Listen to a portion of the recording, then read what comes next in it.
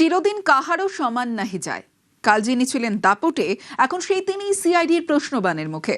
পরিবর্তনের বাংলায় এও এক পরিবর্তন।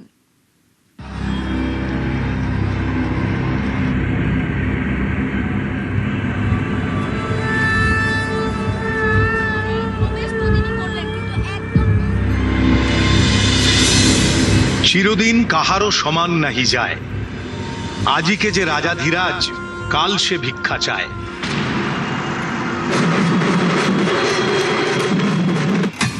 সময়ের চাকা এভাবেই ঘোরে। আজ যে রাজা, কাল সে ফকির। আজ যিনি দণ্ডমুণ্ডের কর্তা, কাল তিনি অন্যের মুখাপেক্ষী। কথায় আছে, ক্ষমতা কখনো একা আসে না, অনেককে সঙ্গে নিয়ে আসে। ক্ষমতার সঙ্গে চেয়ার আসে, দাপট আসে, আসে পুলিশ প্রশাসন, আর আসে ছড়ি ঘোরানোর অধিকার। আবার ক্ষমতা যখন চলে যায়, তখনও সে একা যায় না, সবাইকে সঙ্গে করে নিয়ে যায়। দাপট, পুলিশ, ছড়ি ঘোরানোর অধিকার। ক্ষমতা চলে গেলে এই সবও চলে যায়। ক্ষমতা হারিয়ে সেনাপতি হয়ে যান চেয়ারহীন, দাপটহীন।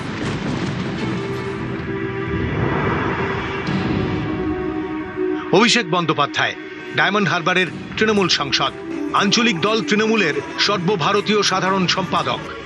তবে এই সব কিছুকে ছাপিয়ে যায় তার অন্য পরিচয়, তৃণমূল কংগ্রেসের নাম্বার 2। অনেকেরই অভিযোগ, তৃণমূল জমানায় এই রাজ্যে প্যারালাল প্রশাসন চালাতেন তিনি। তার ইশারায় নাকি বদলে যেত রাজ্য পুলিশের বহু চেয়ার। তিনি খুশি তো সবাই খুশি।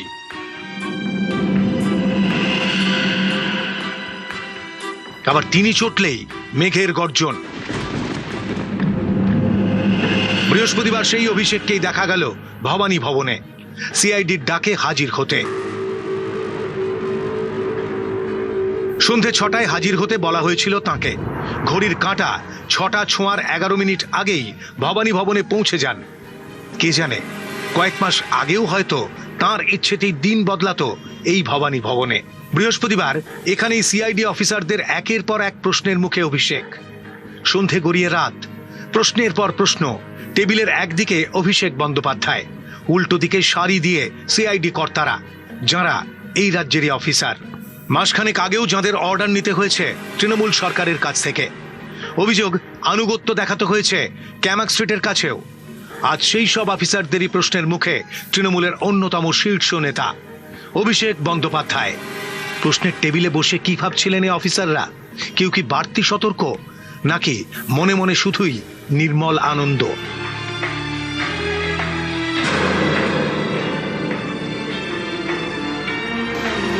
এককালে তিনি ছিলেন রাজ্যের ভিভিআইপি।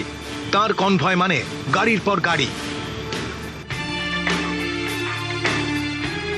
হাঁটলে চারপাশে নিরাপত্তার ঘেরাটোপ। এসব এখন অতীত।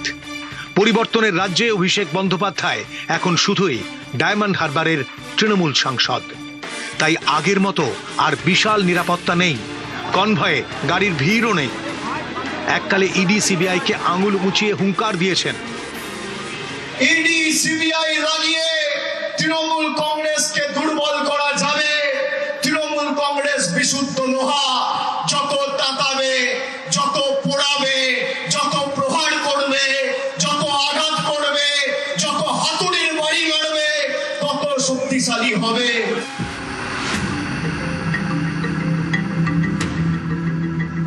এখন যেন অন্য চেহারা।